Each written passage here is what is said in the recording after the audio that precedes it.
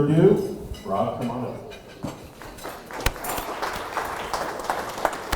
Thank you so much. Well, good afternoon, and thank you for the warm introduction. It's great to be here celebrating 84 years of Kern Tax. Kern Tax is one of the best local allies that we've got in Sacramento, and I really mean it.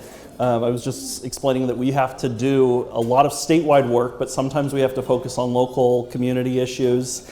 And in Kern Tax, we never have to come here unless we get an invite like this. So that's a good thing.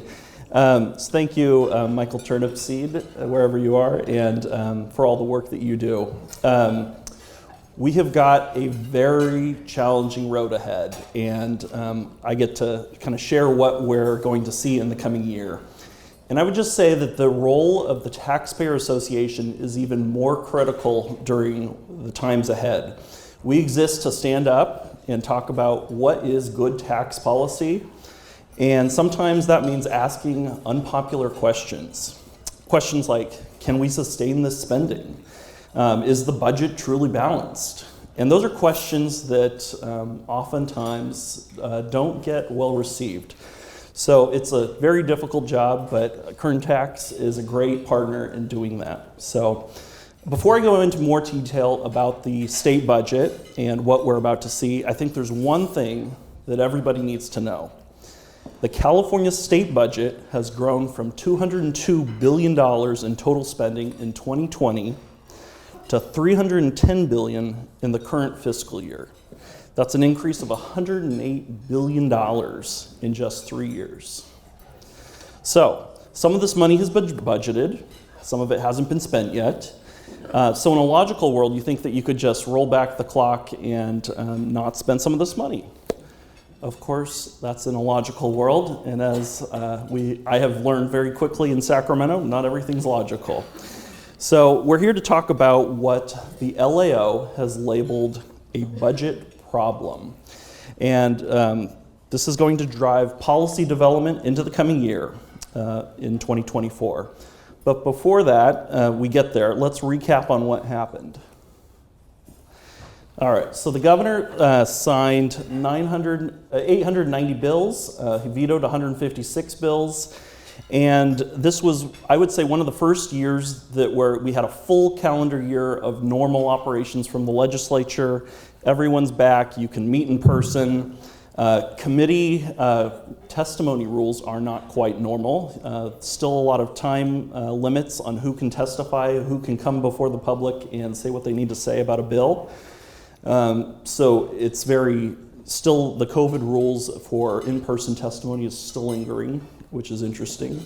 But on July 4th, 2023, the Capitol got a wrecking ball to it, and we started tearing the building down. So a lot of legislators are not in the Capitol, and we have very limited access to who can meet with legislators, so there's rules on how many people can meet with the legislator at one time. So that makes just the normal function of how we work with the legislature a little more difficult.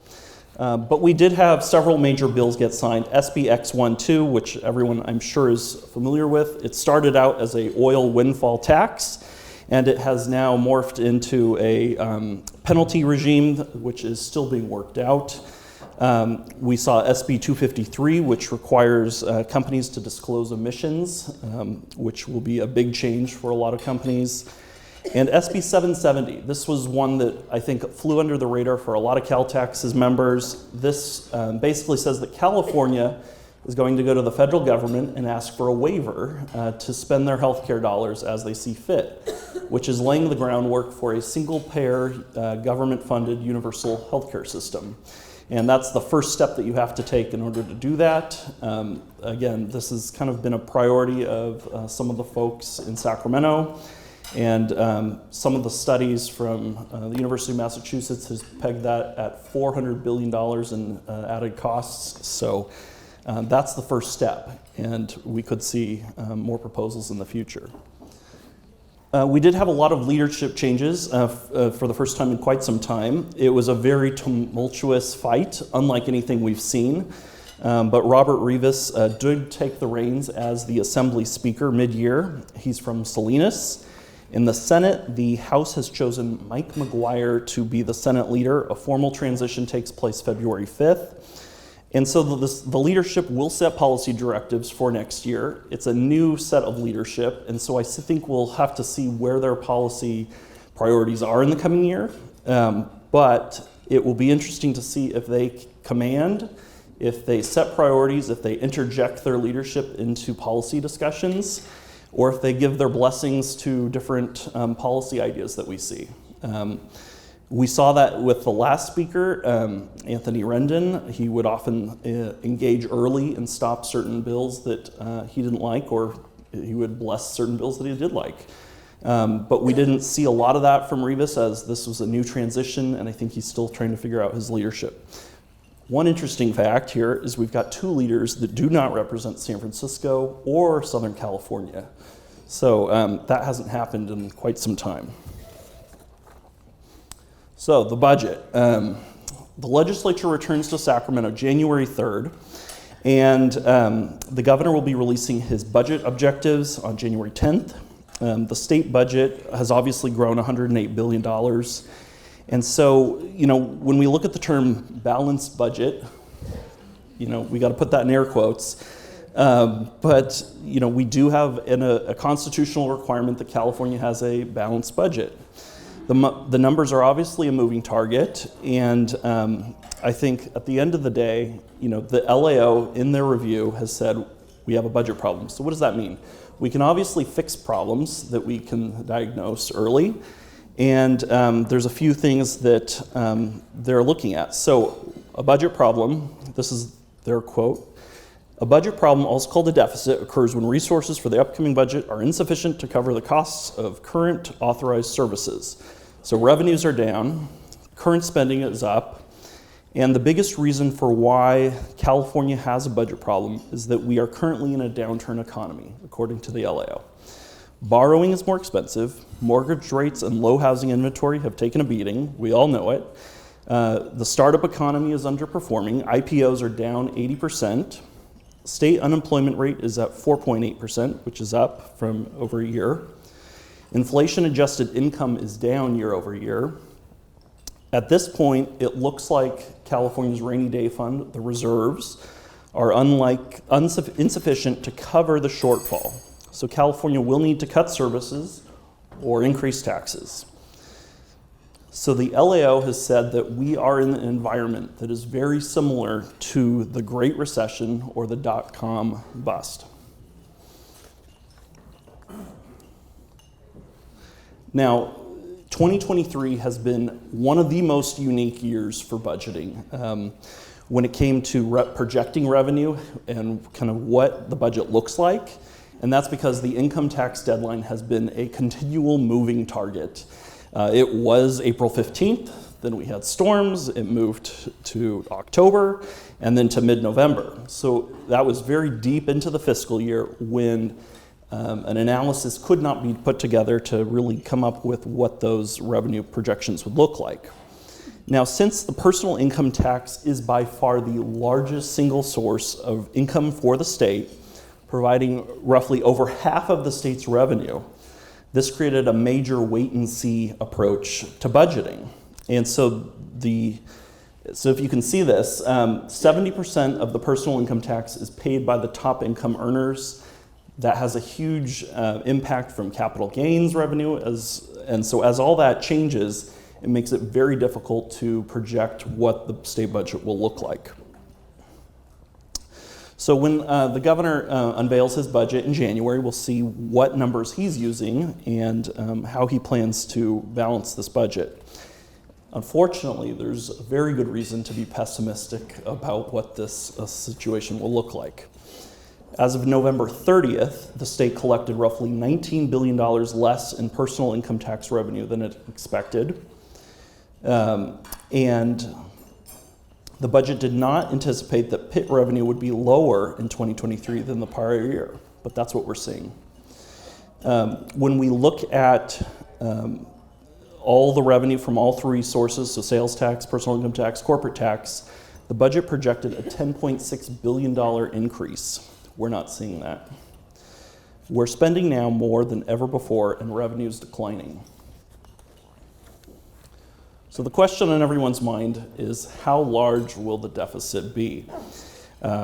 California's in the middle of 3 budget windows right now. So we still haven't closed out the 2022-2023 budget year, because those are the revenues that just came in mid-October.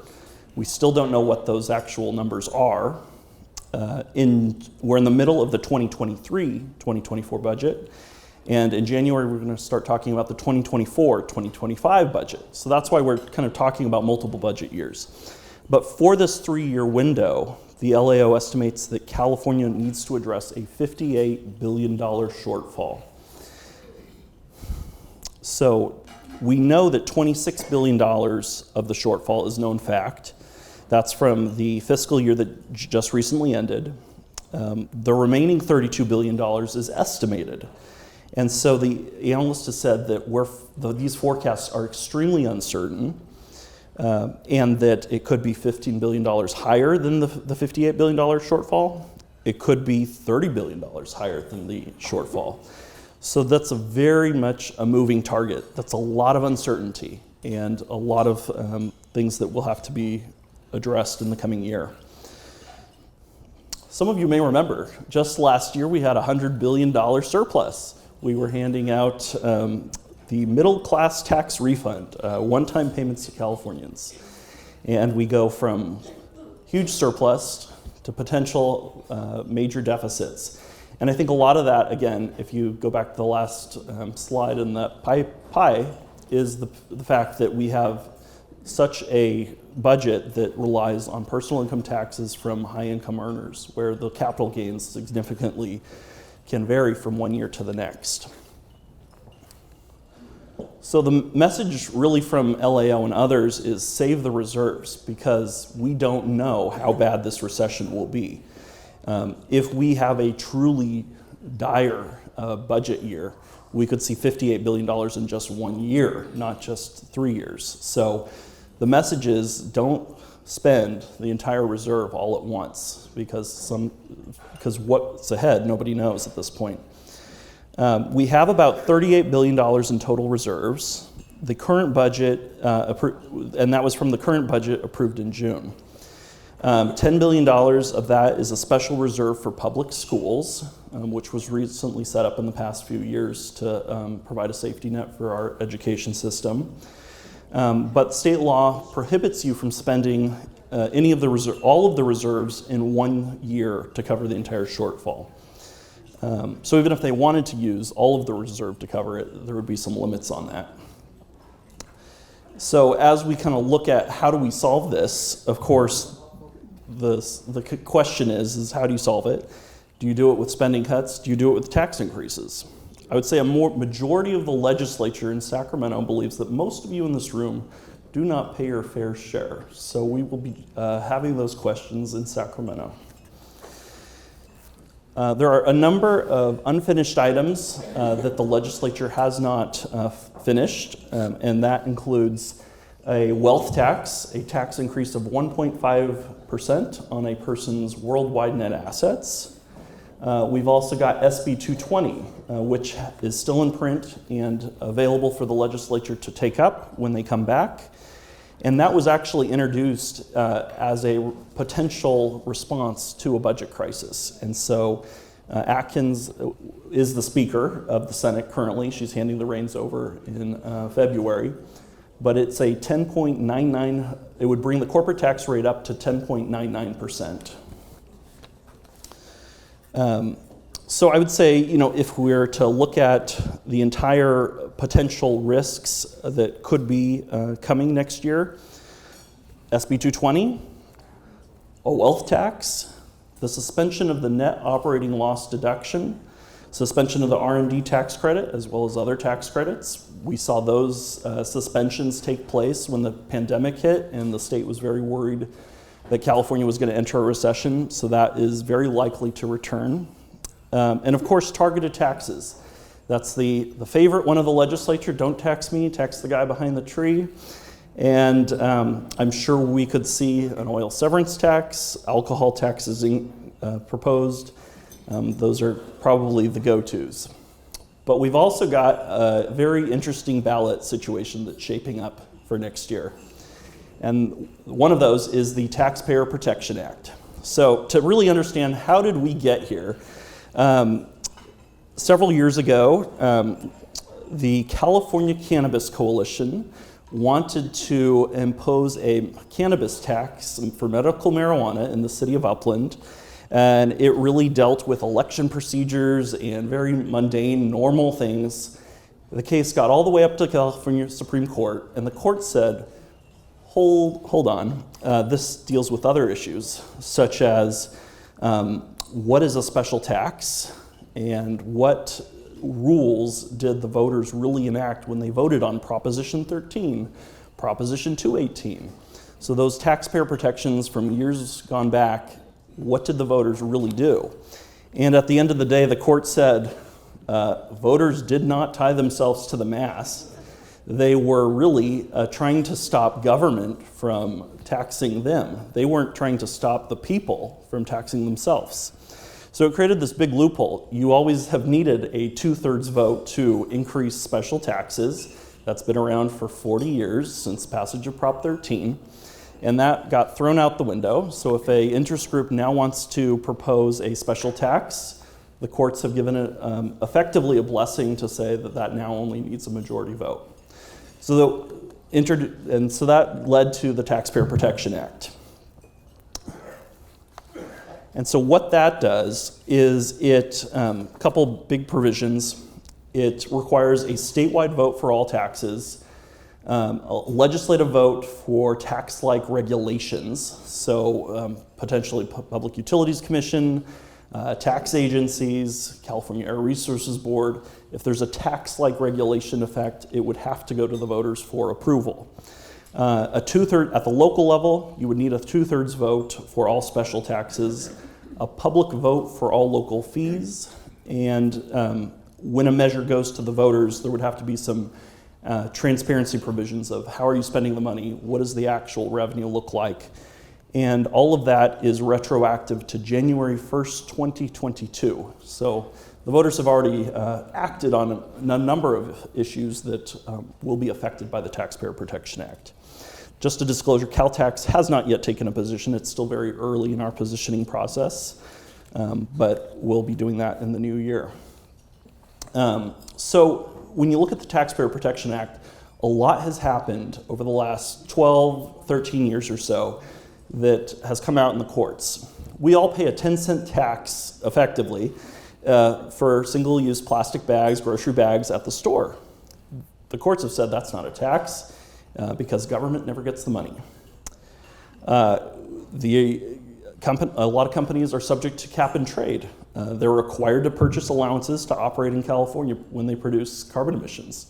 That is not a tax. The courts have said that's incidental revenue. A number of cities have used franchise fees to increase electricity costs and other regulatory costs if they can tie some loose nexus to public infrastructure. The courts have said that's an actual franchise fee. So the Taxpayer Protection Act does a lot of things, and it addresses each of those scenarios, among other things. But there's a number of other questions that a lot of folks are looking at. What is the role of the governor when taxes are put forward? Does the governor have to approve or veto those? Because now legislative tax increases would go to the voters for approval. And then how would a retroactive provision work? With the 2-year look back, would taxpayers get all this money back? Or would they have to sue? Or would it just kind of linger? So in the past month or two, the legislature and the governor has filed suit to remove the Taxpayer Protection Act from the ballot next year. And they raised the issue of, is this a illegal constitutional revision? So under the normal proposition process, you can only amend the Constitution. You cannot call into question the actual powers of what the Constitution does or how it works unless you call a constitutional commission. And so that's really kind of one of the questions there. So the there's a number of briefs that have to be filed, and the court has to decide whether or not that can actually go forward.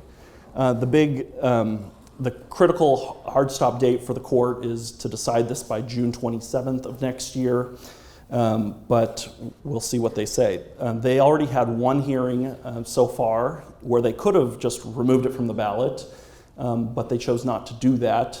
They wanted both sides to submit briefs and hear additional arguments. So that's interesting that they didn't do it outright if they were going to do it.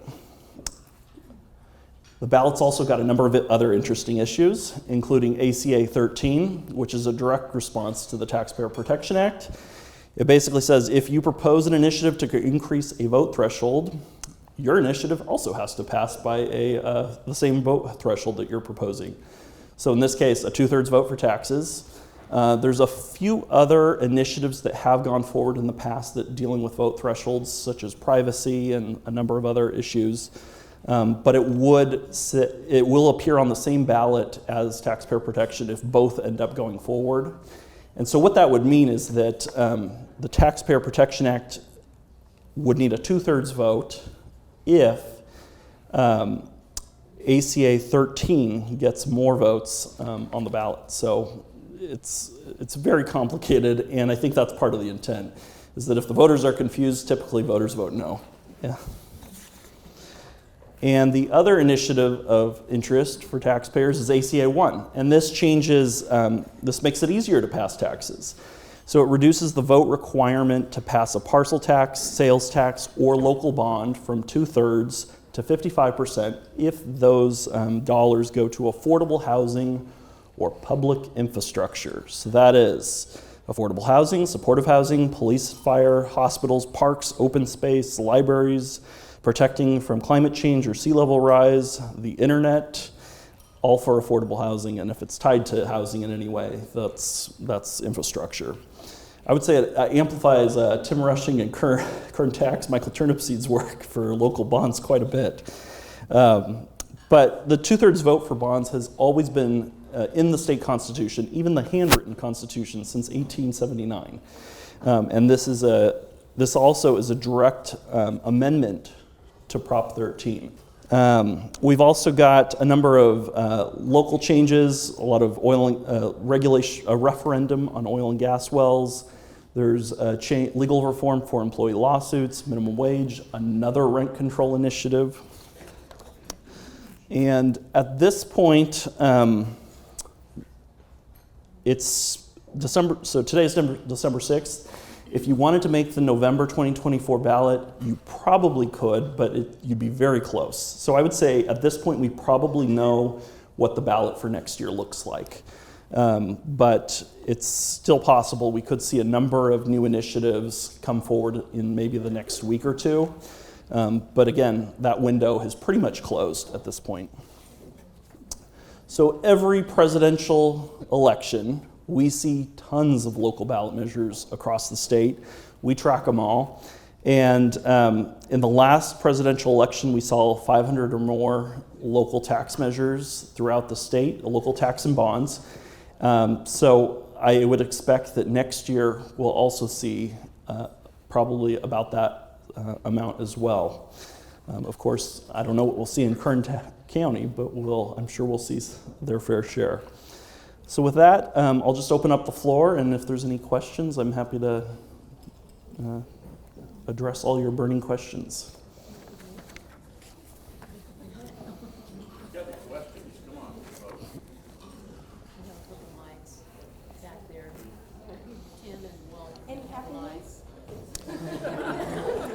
Happy news.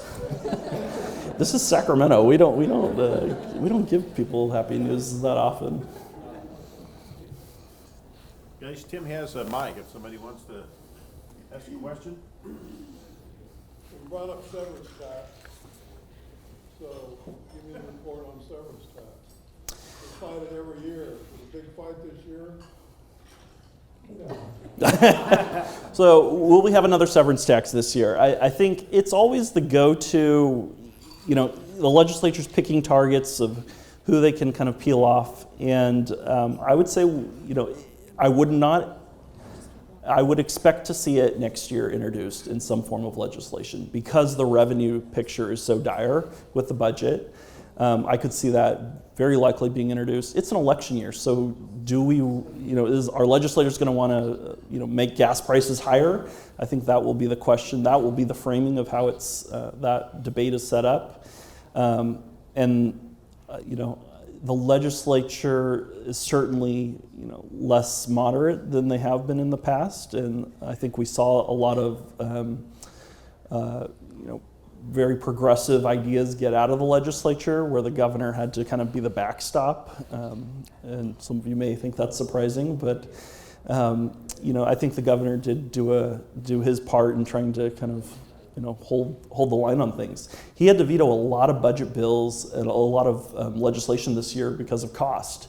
And I know that probably was not a comfortable thing for him to do, but I think that's the environment that we'll see next year. Well, it's always been on the front burner, but last year it didn't make it to the flame didn't really go that high. So. Right. I think we were surprised to see the idea of a severance tax take shape with the lithium industry. That was a budget bill from maybe 2 years ago, and we hadn't seen we'd never seen that before. Robert, you talked about job. There you go. Oh, great job, Rob. You talked a lot about job killer bills. Tell me about some job creator bills.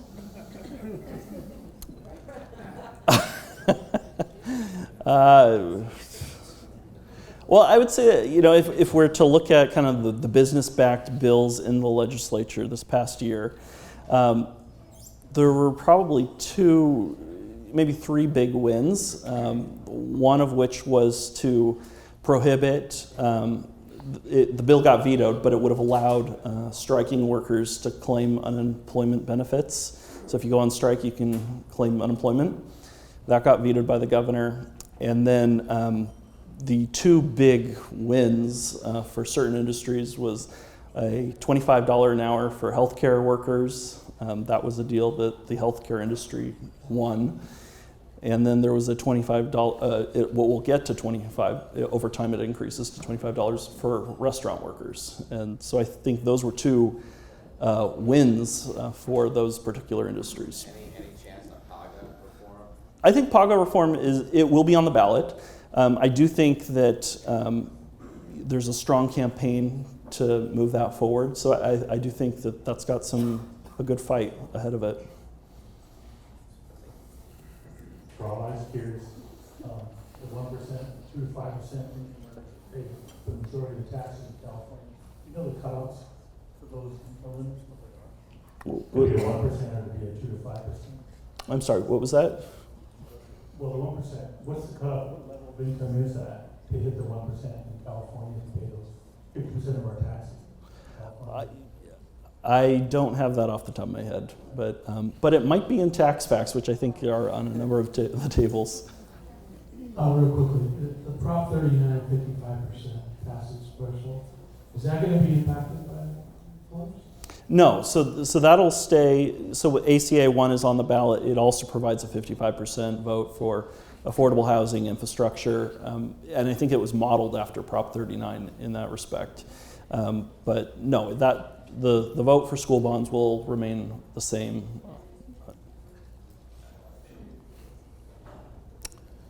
All right, well, feel free to email me if you've got any other questions. Thank you so much. Appreciate it, man. Yeah, You're doing a good job. Thanks for all Thanks. the info. Yeah.